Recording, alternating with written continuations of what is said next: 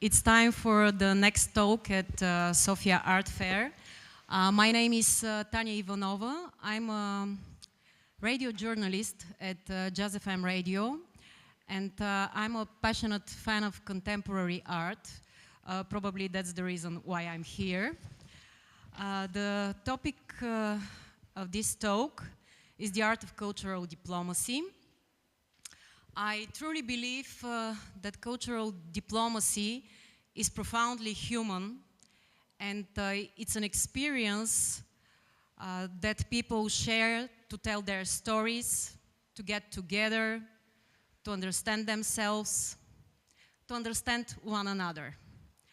My guest today is a very delicate and at the same time very strong lady. A generous and beautiful human being with an impressive professional experience. Her name is Bénédicte Alliot.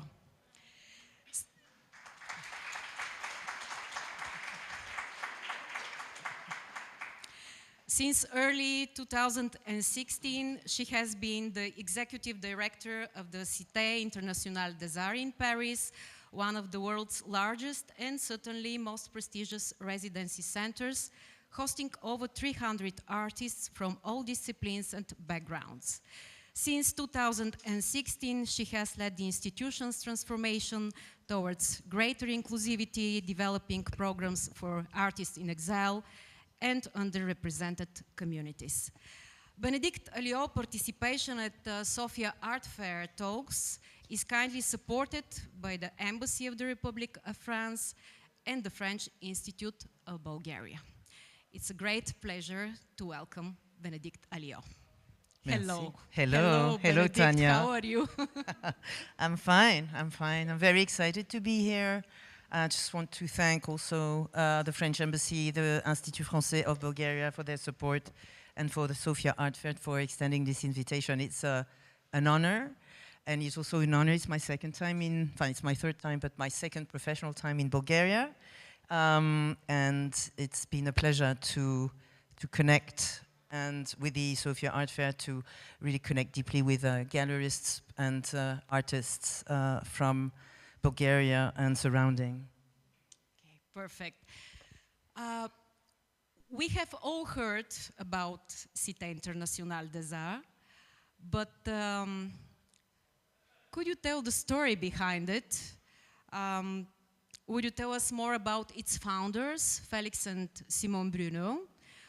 What kind of people were they? What about their ideas and vision? Yes. Prior to that, I want to, thank you, Tanya, for being here. Also, in the sense and your introduction on cultural diplomacy was actually also, I think, a very nice opening, insisting on the fact that cultural diplomacy opens up dialogues. It's about conversations. It's about sometimes persuasive conversations, for sure, because there's diplomacy in cultural diplomacy, but it's about conversations. And Tanya and I favored the fact that we would be in conversation, meaning first and foremost to be together and to lead conversation together, and hopefully opening up on your questions later. So I like that the fact that you insist on the fact that cultural diplomacy is about dialogue. Cultural diplomacy, I did not decide. I must point out that Sofia Art Fair chose this title. I would never, I'm not preposterous and pretentious enough to label my own intervention as the art of cultural diplomacy, because with my 30-year or so experience in cultural diplomacy, I still don't really know what it is exactly, except that we do experience moments in cultural diplomacy. One of those moments is, and I will go back to here, is Cité Internationale des Arts as being a concrete experience, a concrete example of cultural diplomacy, welcoming more than 300 artists at the same time. This is the founding building that was built in the early 60s by two people. It's a private initiative to begin with, people that had been and that were great Democrats, that believed in the values of the French Republic, of a French free country, of a French free democracy. They fought during World War II in the resistance. They were resisting the Nazi occupation, and then afterwards set up meetings with public and private partners to found Cité Internationale des Arts. So Cité Internationale des Arts is born from an initiative of two people, and then public authorities from France and from all over the world are coming in as partners. One of the reasons I'm here, and I was there 6 months ago, is the fact that in the 70s and 80s we set up historical partnerships also with organizations from Bulgaria, the Union of Bulgarian Artists, and I wish to say hello to the president, the chair, who is with us today. The Union of Bulgarian Artists was the first partner Cité Internationale des Arts partnered with in 1975. So we're celebrating today 50 years of partnership. And in 1975, and for a substantial number of years, the only way of welcoming artists from Bulgaria in France was thanks to the union, that partnership with the Union of Bulgarian Artists. And to name probably the most prominent figure who came and stayed 4 years at Cité Internationale des Arts was Marvin Varbanov and Madame Song. Boriana, you are around Boriana is here, yes. Boriana, bonjour. The daughter of Marvin Varbanov and Madame Song. And for that reason, we are going to celebrate probably in 2026, the 1,000th artist coming through the Union of Bulgarian Artists to Cité Internationale des Arts. Now that makes, if you want to talk about the mobility of artists and the possibility for artists from Bulgaria to come and be exposed to Paris, that was the main channel. The other important partner is the Academy of Fine Arts. But it's to tell you that also these partnerships were created, and cultural diplomacy was and is about that, was created during times of tensions, of huge political tensions, stemming from the Cold War and its aftermath. And so it was at a point or at a time when otherwise no Bulgarian artist could be seen in Paris. And it's important to note that all kinds of art forms are welcome at Cité Internationale des Arts, right? All art forms. So it's from today digital, but cinema, music, composition, but also classical musicians are welcome. Visual artists, the huge majority of artists that we welcome every year, out of the 1,000 more or less that we welcome every year, 70% of them are visual artists. And the artists that we welcome through our partnerships from Bulgaria are essentially visual artists. So one of the reasons also that I am here is because we would like to open up for artists from other disciplines in Bulgaria to be able to come to Cité Internationale des Arts. When they come to Cité Internationale des Arts, they don't just come to, I'm sorry, I'm going to be bragging a bit about this institution that I'm running. It's not just any art residency. It's the largest art residency in the world, and it's very special in the sense that it's a village of artists of all disciplines, of all forms. So the encounters that happen there, the cultural programs that are being created there are actually programs that insist on artists meeting one another, on artists engaging in new dialogues. For example, we have here the photography of a very major program that we have set up with a private foundation, and this program welcomes every year 10 artists, but 10 artists from different disciplines. And the idea is to assist them during 6 months where they're going to live and work at Cité, and to assist them so that we learn together with them how to work and live together. Today, maybe more than a few decades ago, today it's absolutely very important to think how we can be together, to think maybe how we can devise a common language or common languages. and where we can accept differences, but within a same group. So we are very much working on that. Perfect. What does it mean for French culture to have a place like Cité Internationale des Arts?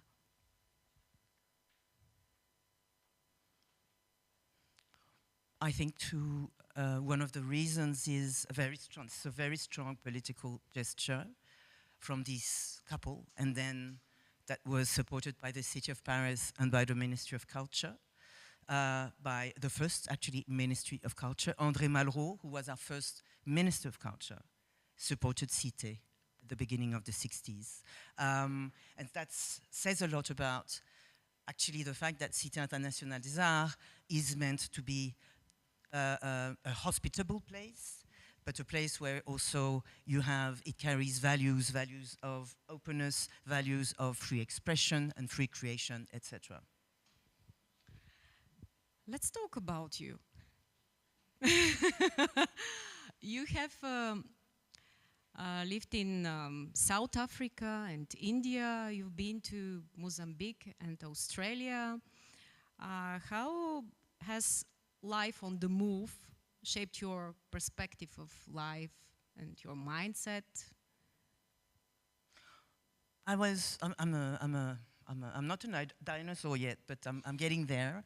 And I was very privileged to be. I was born in 1967, and my father was working for an oil company, and he was desperately looking for oil, which he did not really find, but he had to travel a bit, and we had to settle abroad. And that experience as a child, or that experience as a teenager, I think really formed and shaped me as someone open to international issues, and also someone who got a very strong taste for living abroad, but for having these experiences also that were extremely diverse. You don't only need to be living abroad to have that, but for me it was a gift of life, and a gift from my family, and I think that that's actually shaped my sense for international relations, not affairs, relations, and relationships.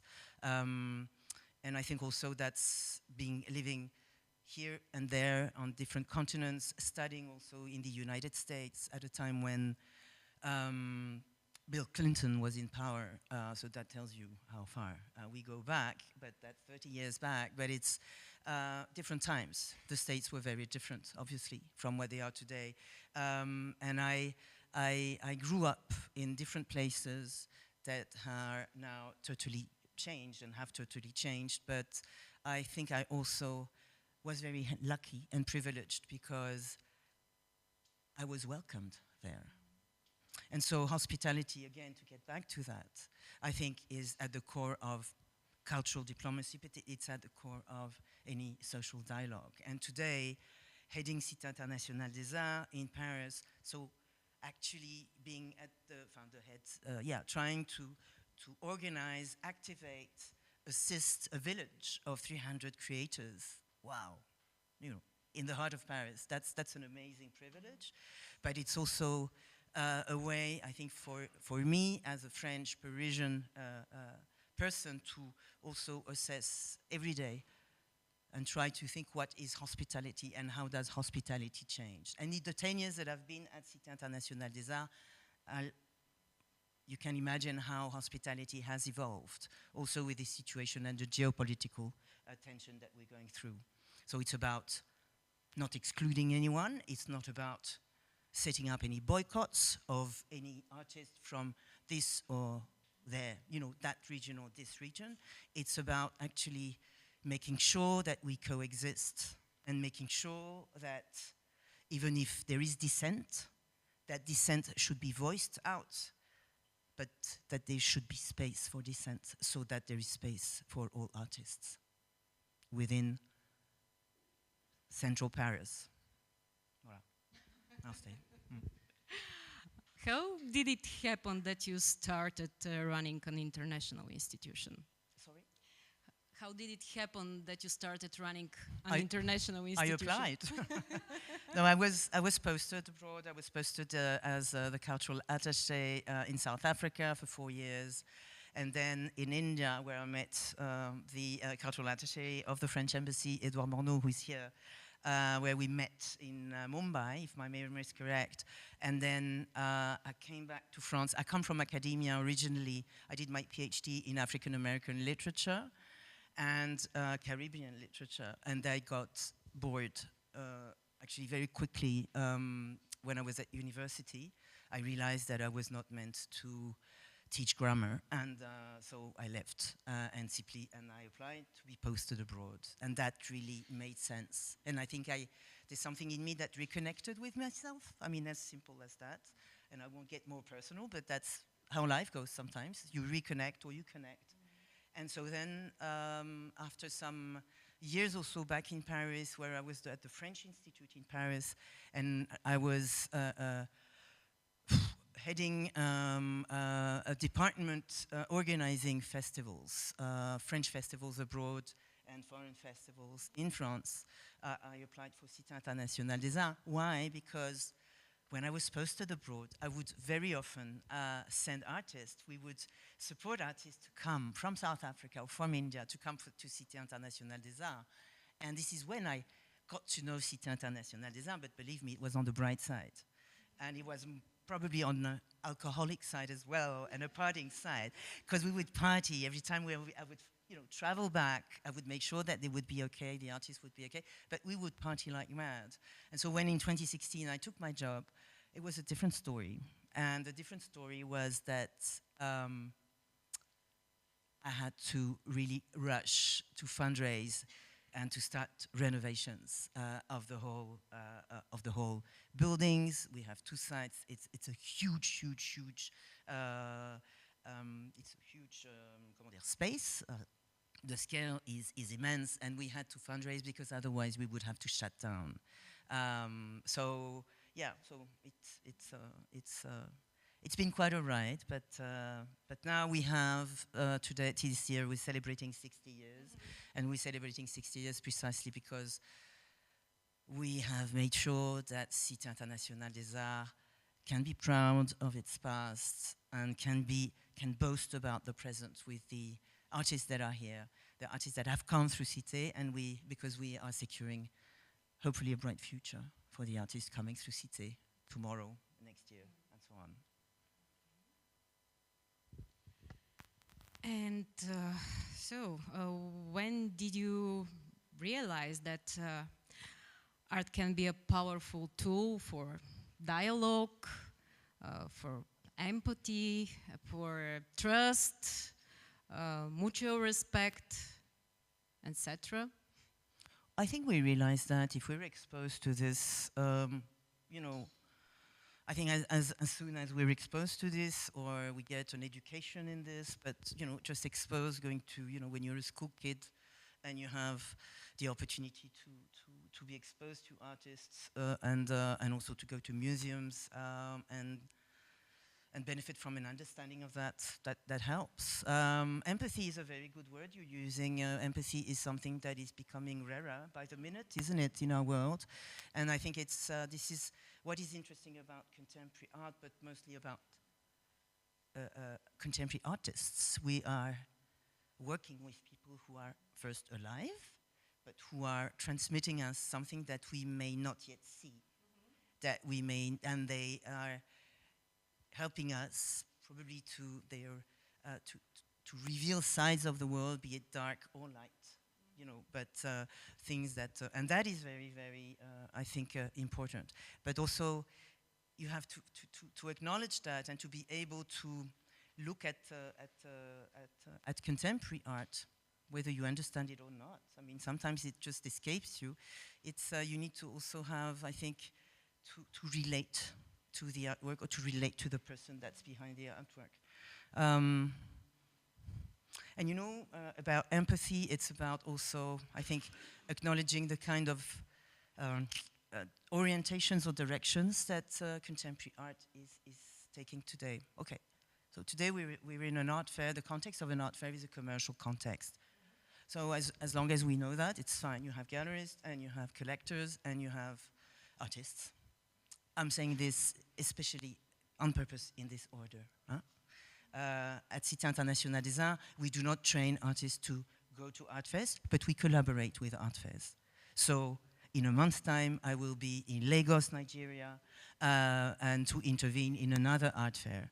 Art fairs are very important for artists, but there are other ways for artists to make their way. And I think other ways where empathy might be more present, but also other ways where, again, I was talking about the importance for artists, and Cité Internationale des Arts is about that, for artists to interact in between themselves.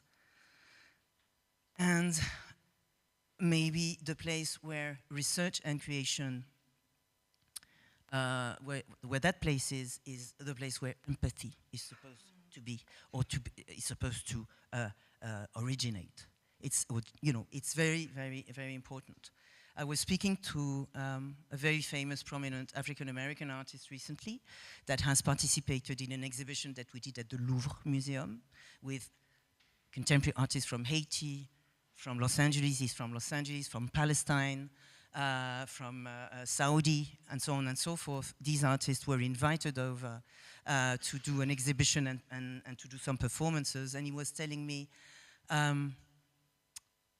these days, geopolitics has become so difficult that I am just becoming more radical by the minute, and my work is losing its power. I can feel it, because I'm turning to be a mere activist and not so much an artivist. And I thought that was an interesting statement at the time when we are, and when you have these tensions, and you even have these conflicts, and even these conflicts arrive at the door of Cité Internationale des Arts, on the doorstep. Yes, we're living in very dysfunctional, dystopian world with all these wars, humanitarian crisis, propaganda, fake news, and so on. And it is really terrible. It sounds terrible, and it is indeed. But do you think that this situation can make art more stronger and definitive? Mm? I don't know, definitive, I don't know. I think it helps us,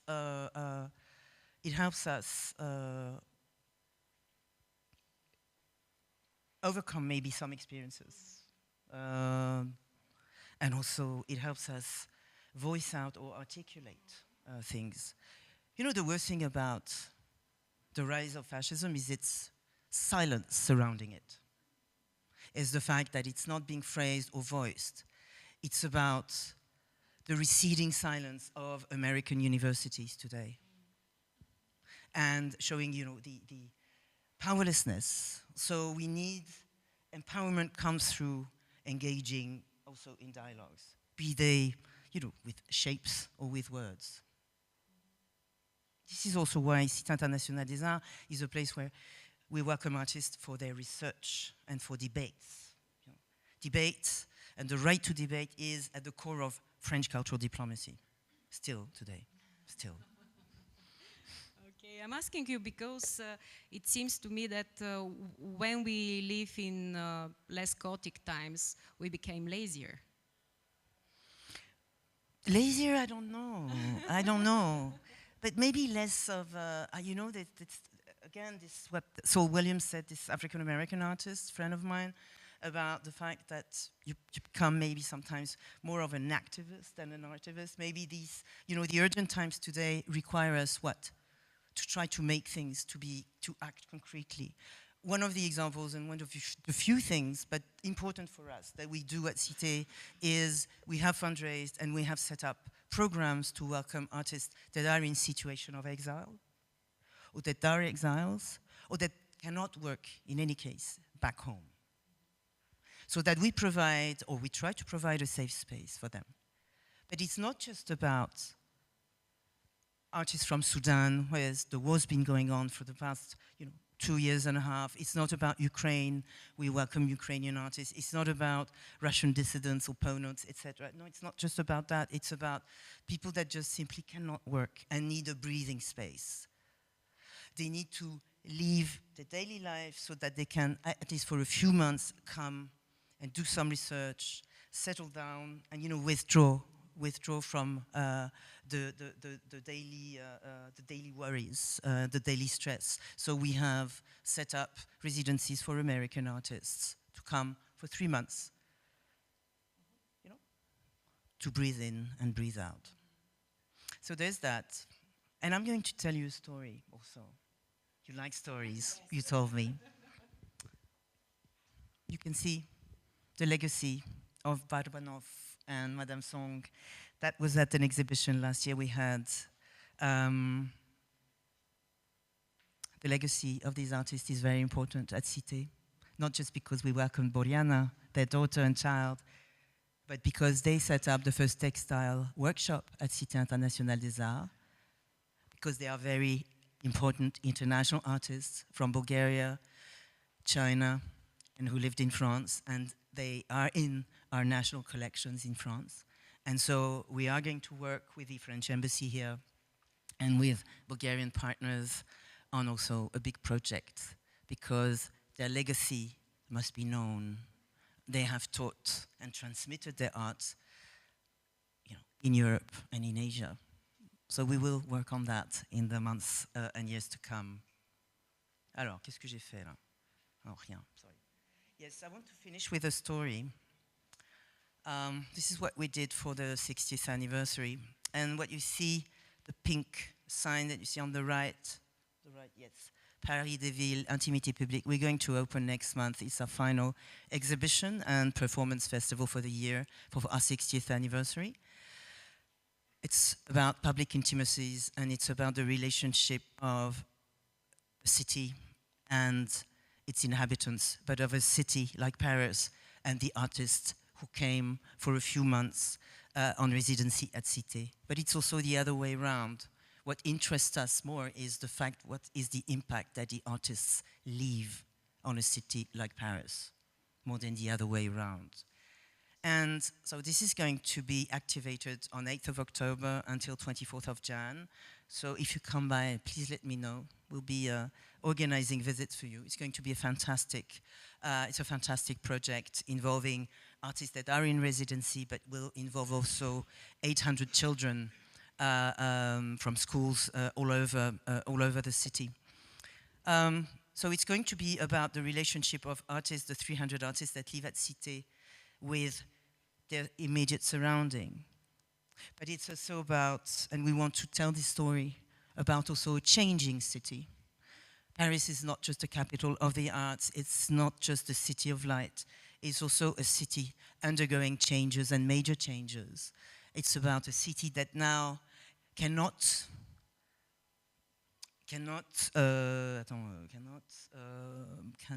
my English is failing me, sorry.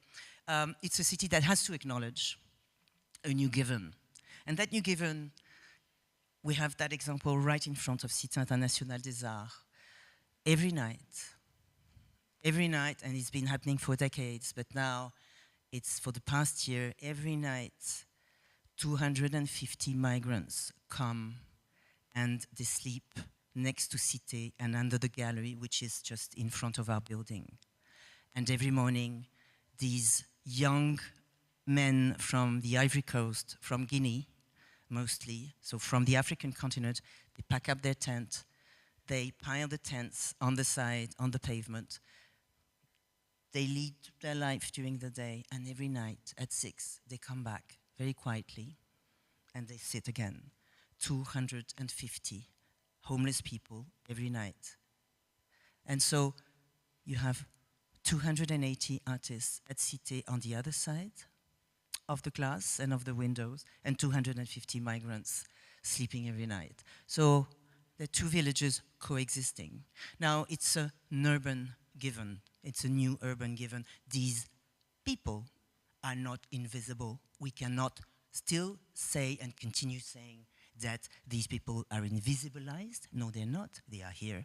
And it's a new urban given. It's a new given of the city of today. And so we're working with them. And I want to finish.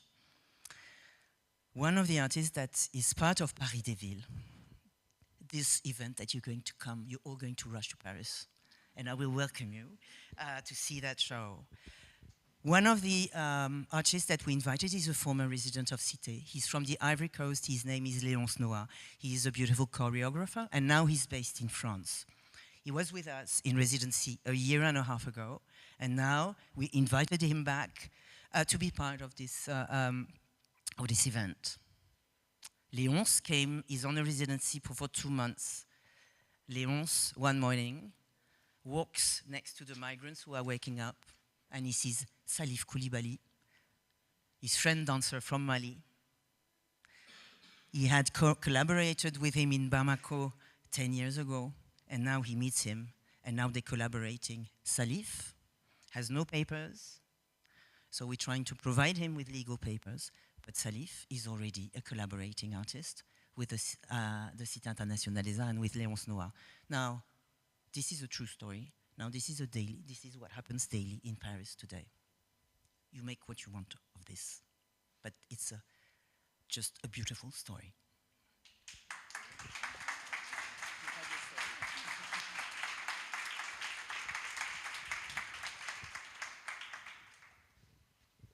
When we met on Zoom a few days ago, you shared something very interesting about what cultural diplomacy really means. You said it's about hospitality, generosity. It's very important to protect our artists. What does it mean to be hospitable today, to be international? I think there are two sides. There's the bureaucratic side, which is spending a lot of time, really, and more time than before, on trying to secure visas for the artists who have been accepted at Cité Internationale des Arts. That takes a very, very long time, and it's not just my team, my formidable team. I have a magnificent team of people, but it's also me having to call the consulates, etc. That's a bureaucratic hassle, and it's more and more difficult. And it's more and more difficult, of course, regarding some continents. That provides mobility. Huh? It's not only sending an invitation to an artist that has been accepted to one of our 200 programs, it's also making sure and following up on the fact that he or she will get the visa and the right stamp on the passport. It's trying to always think about mobility in terms of opening up to the world. As I said, hospitality is about every day also maybe thinking what inclusivity or being inclusive means. Tu vois? Inclusive doesn't mean to integrate, doesn't mean to integrate and swallow. Huh? It doesn't mean that. But what does it mean to be inclusive, and what does it mean to, so you need to, we always try to look out for new opportunities to invite over or to create new programs.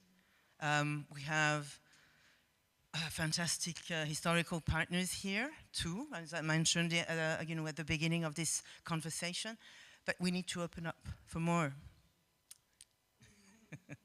We need to open up for more. There are beautiful choreographers, beautiful performers, beautiful cinema makers, writers, translators, etc. So let's try and make space and time also for this. But we also opened up new programs, for example, for indigenous people, for people that were totally left over, forgotten, or not on the map, not even forgotten. They had never been put on the map, on the international map of contemporary artists. So we set up programs in Australia, in Colombia, in Brazil, in Canada, in Taiwan, specifically for indigenous artists to be able to come to Cité, so that they discover, yes, Paris, they discover an international community of artists, but mostly because they transmit also knowledge that we have no clue about, at least in France, indigenous knowledge, indigenous know-how, etc. So that's a beautiful experience. I mean, and we've had the the luck, the way we were lucky enough to set up partnerships with, I guess the right organization, and so that's an example. But another example, I'm not familiar with Bulgaria enough, but in France we do have. It's been a long-lasting problem of making visible women artists, huh? Not just women artists, huh? Not just, but and making them visible. So we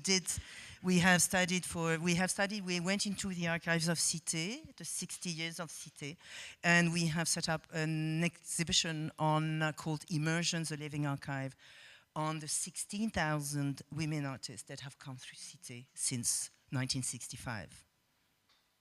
Out of the 35,000 artists. 35,000 artists have come to Cité in 60 years, 16,000 have come, were women. And we have, because for some, for example, in France, in certain forms, artistic forms, certain disciplines, there's definitely, we needed to push for women to get more visibility or more opportunities. And so with the Ministry of Culture of the French Republic, we have organized a program for mid-career women photographers. That's an example. Voilà. But there are many others. We have 200 programs, so, you know. Mm-hmm.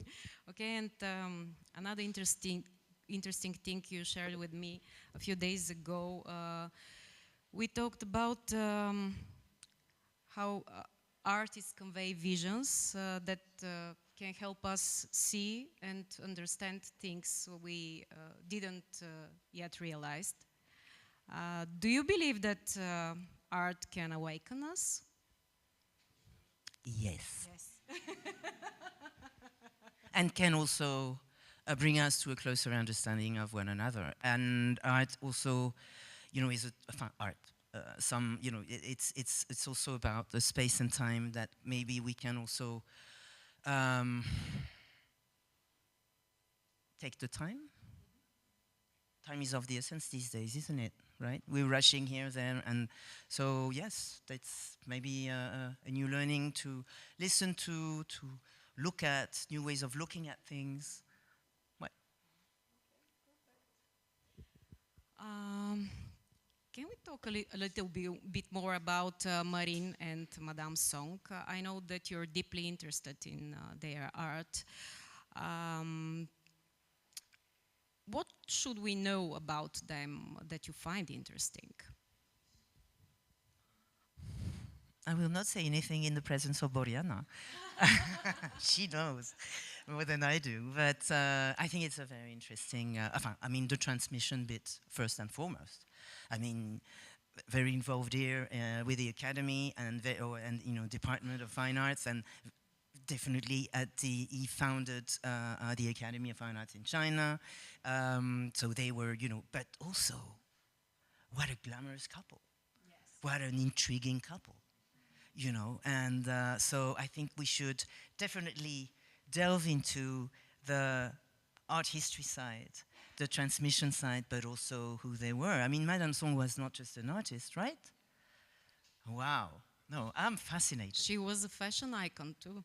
Fashion item, and she was like, I mean, she was an extraordinary, comment dire, she introduced French fashion to China. She was an extraordinary close ally of Pierre Cardin. She opened the Maxim's restaurant. I mean, ooh, that's the I want to know more. And we're going to work hand in hand, Madame Boyana. Mm-hmm. Yeah, and with you. No, it's isn't it? Yes, last year there was an exhibition in Hong Kong dedicated to Madame Song called Pioneering Fashion and Art in China, something like that. So The catalog is very interesting. There's a lot of photography archives as well. Okay, so time goes by very quickly. So maybe it's time to invite our audience to be part of the discussion. Any questions? Over there, okay.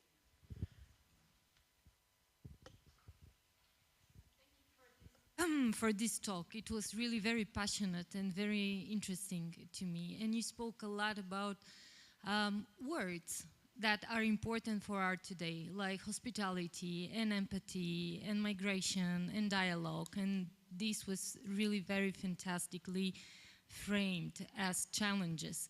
But what do you think, because you come and you run a space which holds values that are deeply shaken in the present day reality. So what are the biggest challenges for you, not just as a leader of our organization, but as a practitioner who deeply lives with these values?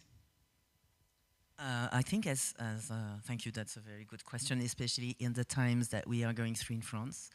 Times are a little bit getting darker, and we have elections for mayor's elections next year, 2026, in March, and then 2027, presidential elections, so it doesn't smell right these days. And we're a non-profit, okay, not-for-profit organization. That's very important. So it means that we're not, in France, a lot of institutions used to be, fully funded by the state or by cities. That's not the case. 2% of my budget comes from the Ministry of Culture. So I think it preserves us in a way. 16% of our budget, of our operational budget, comes from the city of Paris. And the rest is an aggregate, an accumulation of, this foundation, this ministry in Colombia, etc., and that makes my whole budget. So I'm a tired old lady because I speak to 200 different partners, but at least that diversity, I think, protects us right now from, being, for example, we could be scolded by the state or the Ministry of Culture saying if they were financing us 100% or 90%, saying, no, I said, I have a say in saying I will protect Palestinian artists as much as Israel artists, etc., etc., because the artists from Israel are definitely not pro-Netanyahu also, they are not doing any propaganda. Propaganda is not a thing that happens at Cité. But I think our priority is to try and preserve those values in our cultural programs in-house, in also the encounters and the exchanges that we create in-house, because we have a lot of, debates, a lot of events that also will put together artists, and we want also to make sure that they are comfortable where they are, feeling protected. And one of the, I would say, external fights that and we're not the only ones doing that, is really fighting or trying to make sure that the artists that, I said that, but it's a very, very important thing, not all the artists who are, for example, welcomed by our Ministry of Foreign Affairs get a visa, because the visa is delivered by another ministry in France. So we're really we're focusing on trying to obtain those visas. We have the support of the Ministry of Foreign Affairs, but there are internal disagreements. Well, when we have a government, which we don't anyway, so I don't know if that's... It's part. It's a huge question. It's a huge question, yeah. I think, I'm sorry, but I think it's really, it's a question of also, the question of protecting. I mean, I'm using this word because during COVID we remained open. And it was good because all the borders were closed, so we could, artists that lived abroad could feel safe at Cité. They could stay, and we fundraised so that they could, to give them stipends. And then also French artists could come and stay at Cité during that time. And one word that came out of, those long months of lockdown, and then a curfew, and then machin, and then this, was we feel protected, and we'll feel protected so that we feel safe. And so that feeling of safety enables us to actually transform the projects that we have and to transform ourselves. And I think that it's the biggest and most moving compliment that was ever given to me and to my team and to Cité, is that if we can provide that possibility of transforming ourselves, I think there is hope for democracy and values as such. One more question here. Best advice in the artist, woman artist. You work, and you work, and you work. And you show your work, and you try, and you learn. This is very difficult, but it's very, very rewarding. It's talking about your work, and talking about exposing it, but to friends, to teachers, if you're self-taught, to a community, but to expose yourself, because exposing your work can be very difficult, delicate. But it's also because you learn how to speak about your work. This is what we try and assist a lot of artists in doing that. That will be the first step to success. Thank you. Another questions? Well, you mentioned that it is very important for you to give, a sense of protection and calm to the artists who come to stay at Cité. But I suppose that many of these artists do, activist and political work before they come to Cité. Does that sense of calm change the direction of their work, or do they do that same political work but better in a more informed way? Yeah. It's funny. I am sorry if I use the word calm, because it's not the word that I wanted to use. I talked about comfort zone. I talked about a breathing space. It's not necessarily calm. No. And art is hugely political, and I think that what we do at Cité is hugely political. It does take a political stand to say that we will not boycott anyone. Believe me, it does take something. Huh? It does take its toll. It does take its toll also to go and fight for some artists coming from some places to fight for their visas. You get really exposed. So that's highly political. It's highly political to say to artists that are, back home, torn by war, that they cannot write propaganda slogans within the Cité premises. They can do whatever they want in the studio, which is their private space, but they cannot do that in the public space. But we can talk about this. I was talking about dissent. I think it's very, very, very important today, maybe even more than in quieter days, when we are lazier, you were saying. But I think it's very important.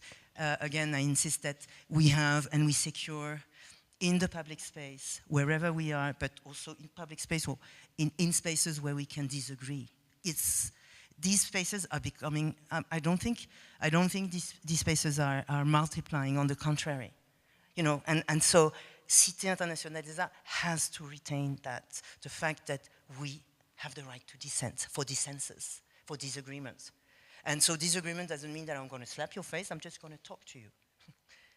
So far, so good, it's better. And so we do that, and they do that, But it's not calm. And so I'm sorry if I said that. It's interesting. That must have been a huge slip of the tongue, that this is really what I wished. I would wish for calm and calmness. What you feel and what we feel since COVID at Cité, but really since, basically 2023, October 2023. But there's been so much more happening. There's been since April 2023 with the war in Sudan also, is the fact that it's actually, you have multiple layers of tensions and different kinds of tensions that also make debates very confusing. And what we try to do at Cité Internationale des Arts is maybe a bit, sometimes, again, to take time to settle down and try pull the threads of these different debates, because otherwise we get really confused, to stay polite. And chaos is around the corner, can be around the corner. Thank you. Buriana? I just want to say thank you very much, Bénédicte Alliot, being here. and reminding me of that time that we spent at Cité des Arts. It's like another world, it's itself, and everybody could speak their own language, which is art, and everybody could exist as an individual, which also is part of the art. So I'm very grateful to you, and I'm wishing to go on doing something with this memory that we have. Thank you, Boriana. Thank you so much. Thank you, you, everyone. Boriana Verbanova. Thank you.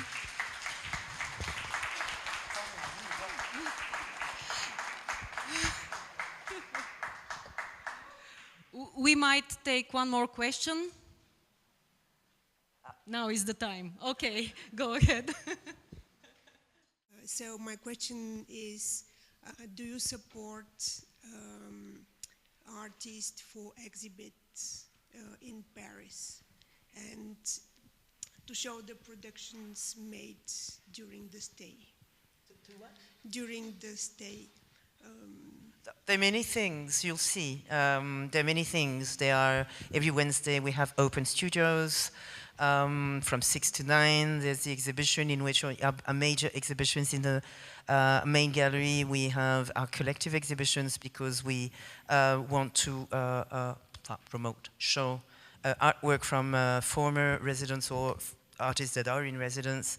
We do also outside, so we have that exhibition at the Louvre Museum with 5 artists who are at Cité, etc., etc. So there's that. The open studios are an opportunity for you to show your work at the end of the residency, especially since, and we had this discussion yesterday at the Union of Bulgarian Artists, 2 months is not too long, so you have to make the best of it. It's going to be rush hour for 2 months. It's going to be intense. C'est l'heure de pointe pendant 2 mois.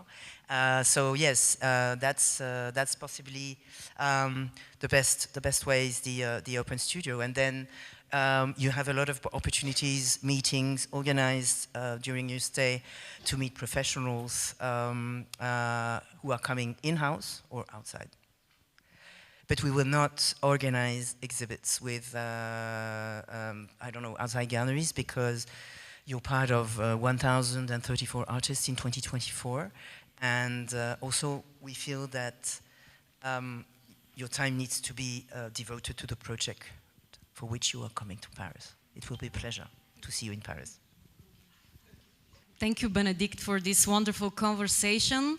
Thank you for joining us today. Bénédicte Alliot. Tanya.